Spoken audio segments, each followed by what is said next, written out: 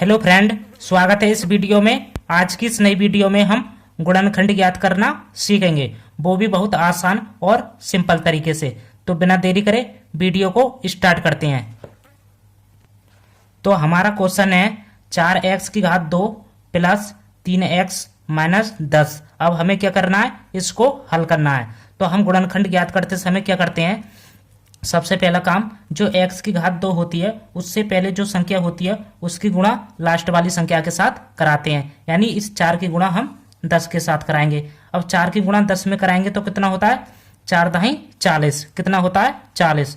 अब हमें क्या करना है, इसके बाद ऐसी दो संख्या खोजना है जो उन दोनों संख्याओं की आपस में गुणा कराएं तो 40 आ जाए, और उन दोनों संख्याओं को घटाएं तो हमें 3x आ जाए। क्योंकि यहाँ पर माइनस है तो घटा के हमें 3x लाना है। ऐसी दो संख्या हमें खोजना है। तो हम मान लेते हैं वो संख्या हमारी कौन कौन सी है, 8 और 5 है। हमने वो संख्या कौन कौन सी मान ली, 8 और 5। अब हम सबसे पहले क्या करेंगे, इन दोनों संख्याओं की गुणा करा के देखेंगे कि इन दोनों संख्याएं गुणा कराने पर 40 आ रहा है या नहीं। तो गुणा कराते हैं, हो जाएगा 8 गुणा 5। अब 8 की गुणा 5 में कराएंगे तो कितना होता है, 8 पंचे 40। जो गुणा करके हमारा 40 तो आ गया। अब देखेंगे कि इन दोनों संख्याओं को घटाने पर हमारा 3 आ रहा है या नहीं। तो चेक करेंगे आगे, हो जाएगा 8 माइनस 5। अब 8 में से 5 को घटाएंगे तो कितना बचेगा, 3। कितना बचेगा, 3। अब इसके बाद क्या करना है, हमें घटाकर कितना लाना था, 3, जो हमारा आ गया। अब इसके बाद क्या करना है, अब इस 3 के साथ x है तो हमें इन तीनों संख्याओं के साथ भी x लगाना पड़ेगा। तो हम क्या करेंगे, ये हो जाएगा हमारा 8x माइनस ये कितना हो जाएगा 5x बराबर ये कितना हो जाएगा, इसके साथ भी x लगाएंगे तो हो जाएगा 3x। अब इसके बाद क्या करना है, इस 3x की जगह हमें इन संख्याओं को लिखना है।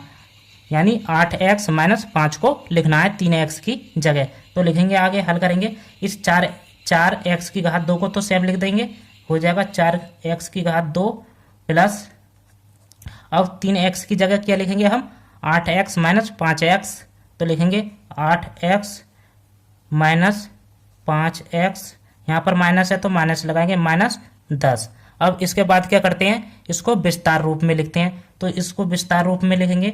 अब 4x की घात 2 को हम क्या लिख सकते हैं, 4 गुणा, अब इनके बीच में किसका चिन्ह होता है, गुणा का। x की घात कितनी है, 2, तो हम x को 2 बार लिख सकते हैं। तो हो जाएगा x गुणा x।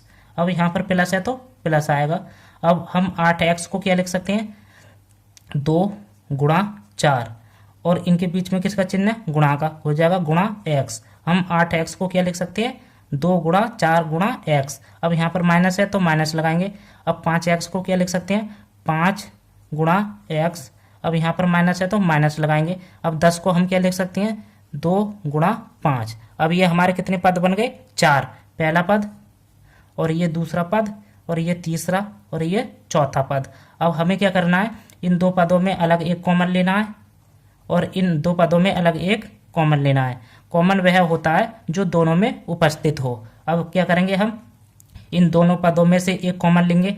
अब पहले पद में 4 है और दूसरे पद में भी 4 है, तो हमारा 4 कॉमन हो जाएगा। ठीक है। अब इसके बाद देखना है, अब पहले पद में हमारे x है और दूसरे पद में भी x है, तो x कॉमन हो जाएगा, तो x को ले लेना है। ठीक है। अब क्या करना है, अब यहाँ पर x है लेकिन इसमें दूसरे पद में x नहीं है, तो इसके अलावा और कुछ भी कॉमन नहीं निकलेगा। अब कॉमन लेने के बाद क्या करते हैं, ब्रैकेट लगाते हैं। तो ब्रैकेट लगाएंगे। अब क्या करना है, इस 4x की भाग इस पहले पद में देना है, यानी 4 गुणा x में देना है। तो लिखेंगे ऊपर, हो जाएगा 4 गुणा x, और हमें भाग देना है किससे, 4x से। तो लिखेंगे 4 गुणा x। अब x से x कट जाएगा और 4 से 4 कट जाएगा, तो हमारे पास बचेगा कितना, 1x बचेगा। तो 1 को इसके अंदर लिखना है। ठीक है। अब यहाँ पर प्लस है तो ये प्लस हमारा यहाँ पर आ जाएगा।